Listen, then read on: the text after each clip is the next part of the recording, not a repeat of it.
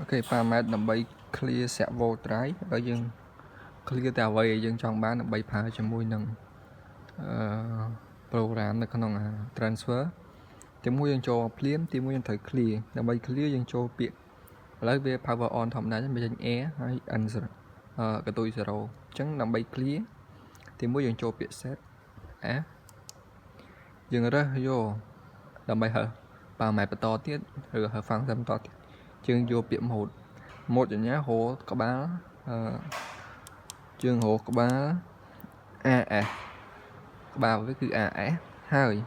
ដកនឹងកតុយដើម្បី clear គឺ norm n ឬក៏ i ni ហើយយើងចុចពាក្យ set នៅពេលអញ្ចឹងយើងចុចសញ្ញាព្រួយឡើងលើនេះយករយៈពេល5 second ទៅជួយជាប់គេ finish ពេល finish ហើយយើង power off មកដកចោលអូខេចឹងយើង power on វិញចឹង parameter ទាំងអស់ត្រូវ clear ចូល factory ដើមពេលចូល factory ដើមយើងមិនអាចទៅប្រើជាមួយនឹង program ដែលមាននៅក្នុងតែយើងធ្វើជាមួយនឹង transfer បានទេចឹងដើម្បី set វិញយើង set អ្វីដែលយើងត្រូវការត្រូវ set គឺយើង set 3-4 parameter ដើម្បីឲ្យវាស្គាល់ជាមួយ program ទី1ដើម្បីរក parameter បានយើងចុចពាក្យ set power on ហើយចុចពាក្យ set យើងរើសយកក្បាល par គឺ parameter ចឹងយកហើយយើងយកកតុយលេខយើងដើម្បីកែយើងកែ parameter ទី6ទី7ទី8ហើយនឹង parameter ដែលសំខាន់គឺ parameter ទី 5.5.4 ឥឡូវយើងចូល parameter ទី6ចូល parameter ចូលទី6ហើយចុចពាក្យ set ហើយយកតម្លៃ0អូខេអញ្ចឹងវាជាប់0ស្រេចហើយយើងចុចពាក្យ mode វិញមកថយវិញខ្សែវាជាប់0ស្រេចparameter ទី7គឺមេគុណ pull ចឹងយើង set មេគុណ pull របស់យើងគឺ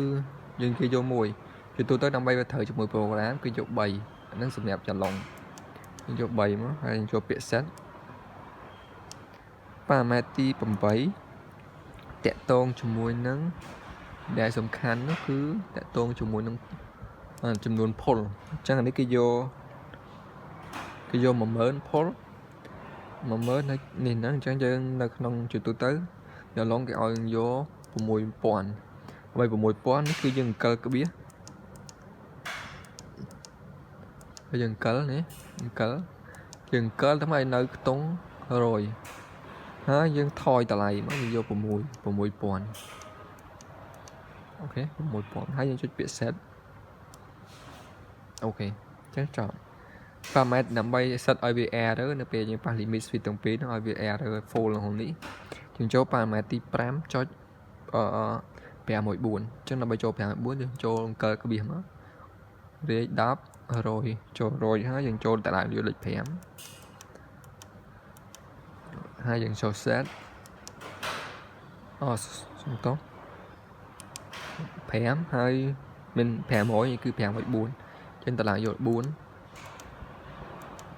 ហើយយើង set យើងយកលេខ2ហើយយើង set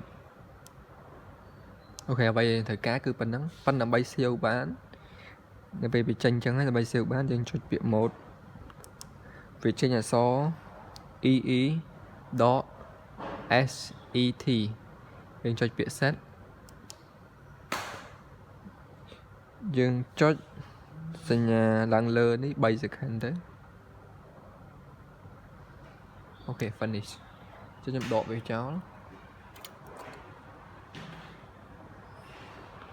ខ្ញុំដោត power on វិញអញ្ចឹងគឺយើងអាចប្រើបានឥឡូវសាកខ្ញុំតេស្តវិញវាដើរបានធម្មតាវិញអូខេអញ្ចឹងនៅពេលយើងប៉ះ limit switch បន្តខ្ញុំប៉ះ limit switch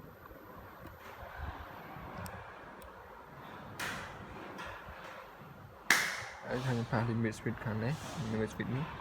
ចាំមើលតើវា full អត់វា error អត់ប៉ះ limit switch តុបឃើញទេគឺ error ចាអូខេ chẳng là vậy để riêng thì cassette cứ miễn tập pin đó tại việc ai phải cho mua những program bàn này đấy chẳng việc ai phải cho mua những program bàn này